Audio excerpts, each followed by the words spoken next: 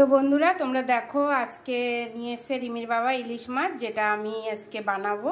তো প্রথমে ইলিশ মাছের গায়ের আঁশটা ছাড়িয়ে নিয়ে আসছি, ঠিক আছে?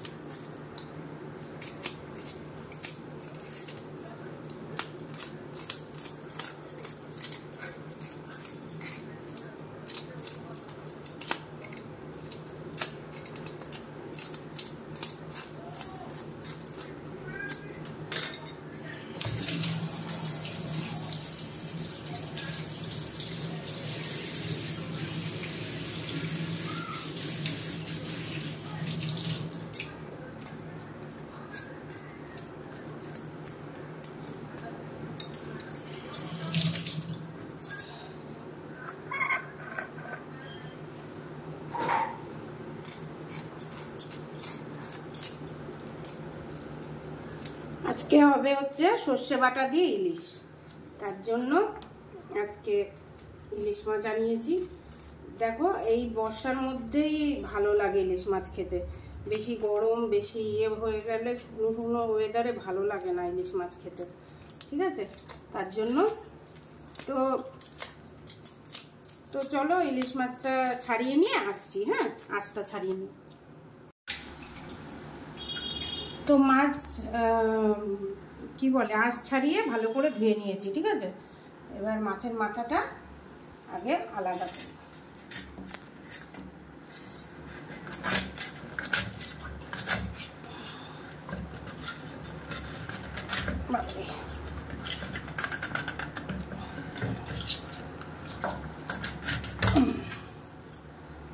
এ দেখো আমি বটির উপরে পুতো দিয়ে তাই মাছ কাটি, ঠিক আছে?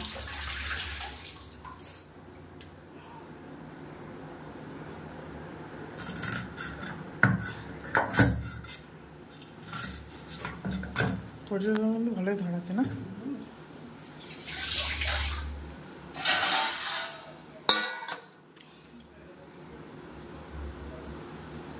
আজকে আমি রিং পিস করব।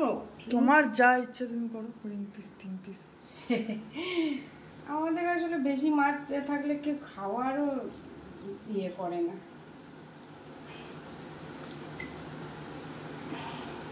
বুঝতে পারছি না, চলো আগে তো এটা কেটে নিই। ঘাড়ের মাছটা এমনি ইলিশ মাছ নরম হয়। দেখো একটু ডিম হয়নি, মাছের তেল ভর্তি। ও হয়েছে একটু, ওটা হয়েছে। চলো রিং পিস করলেই ভালো হয়, কেন বলো তো? ইলিশ মাছের রিং পিস দিয়ে সর্ষে বাটা দেখতে ভালো লাগে বেশি, না?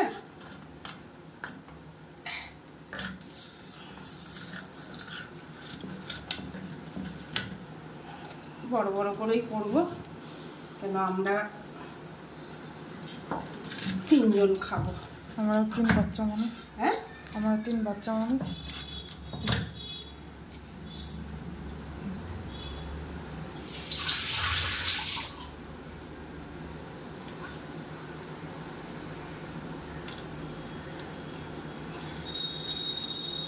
আচ্ছা তোমার এইখানে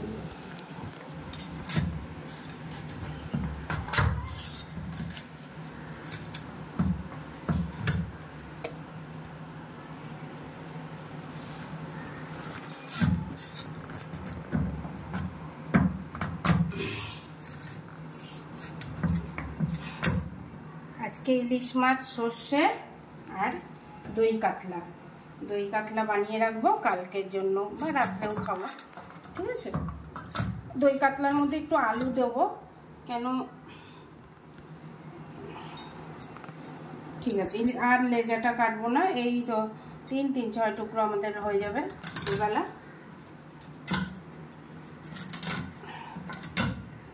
লেজাটা থাকুক, লেজাটা দিয়ে পরে একদিন কিছু করা যাবে, ঠিক আছে।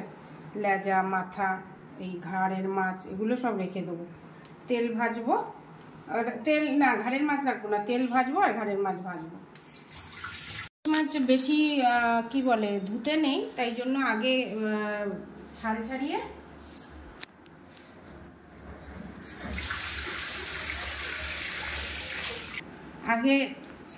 ওই জন্য হালকা করে ধুয়ে নিতে হয়। তো চলো, ইলিশ মাছটা একদম টাটকা আছে, এর মধ্যে একটু নুন হলুদ মাখিয়ে নিই। আর এই যে মাথার লেজাটা রেখে দেবো, পরে দেখা যাবে। আর তেলটা ভালো করে ধুয়ে নিই, তেলটা ভাজবো।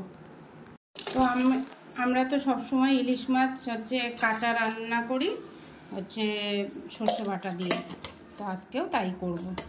আর বেশি লবণ দিলাম না, কেন সর্ষে বাটায় বেশি লবণ হলে মাছ ভালো লাগে না, ঠিক আছে। চলো, এটা একটুখানি লবণটা মাখো, যখন রানবো তখন হলুদ দিলেই হয়ে যাবে। বানানোর জন্য কাঁচা লঙ্কা নিয়ে, সর্ষে বাটা ইলিশ বানানোর জন্য কাঁচা লঙ্কা নিয়ে নিচ্ছি বেশ করে, এবারে করলে হবে। পরিমাণ মতো সর্ষে, একটুখানি কালো জিরা, লবণ,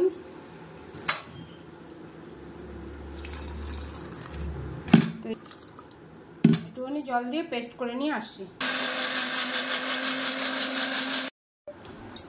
এই যে কড়াই দিয়ে নিয়েছি, এর ভিতরে একটুখানি তেল দিয়ে দিলাম আগে।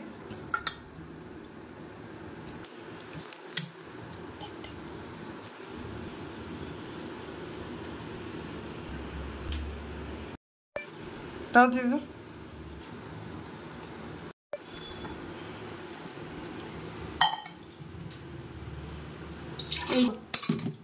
এইটা ধুয়ে একটুখানি জল দিয়ে দেবো, বেশি জল দেবো না। সর্ষে বাটাটা একটুখানি শুকনো শুকনোই ভালো লাগে। তো সর্ষে বাটা মশলাটা দিয়ে দিলাম, দিয়ে ওটা ধুয়ে একটু জল দিয়ে দিয়েছি। এবার এই সর্ষে বাটায় না বেশি হচ্ছে জল জল হলে ভালো লাগে না, একটুখানি শুকনো শুকনোই ভালো লাগে। তো একবারে ভালো করে মেখে নিচ্ছি। আর পরিমাণ মতো এবার তেল দিয়ে দেবো উপর থেকে। আর ইলিশ মাছে তেল বেরায়, ওই জন্য যেটুকুনি তোমাদের দরকার সেটুকুই দেবে, ঠিক আছে। তো আগে একটু দিয়েছিলাম আর এখন একটু দিলাম। ইলিশ মাছের থেকে না অনেক তেল বেরায়, তাই অল্প করে তেল দিয়ে বসিয়ে দিলাম, ঠিক আছে। এবার এটাকে একদম ঢেকে বসিয়ে দেবো।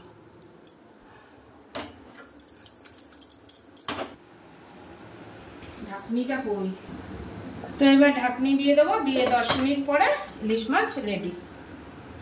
গাইস, এই যে মা যে কালকে ফ্রাইড রাইস করেছিল, ইলিশ মাছ ভাজা দিয়ে আর তেল দিয়ে খাবে। চলো, আর এই যে তেল ভেজেছি আর ওই যে ইলিশ মাছ ভেজেছি এক টুকরো, ওইটা এই যে আমাদের ফাইনাল ইলিশ মাছ। তো চলো, ইলিশ মাছ হয়ে গেছে, তো আমাদের দেখিয়ে দিই। এই যে দেখতে পাচ্ছ, গাইস ইলিশ মাছের গন্ধ। চলো, আজকে আর বেশি কিছু শেয়ার করবো না, এই দেখিয়ে দিই তোমাদেরকে দুপুরবেলা কি খাচ্ছি বুধবারে। তো গরম গরম ভাত, ধোয়া ওঠা,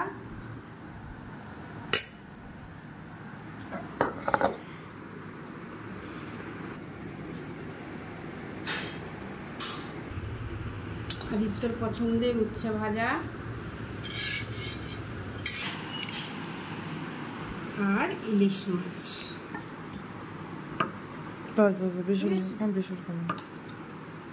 ওই লঙ্কাটাও দেবো,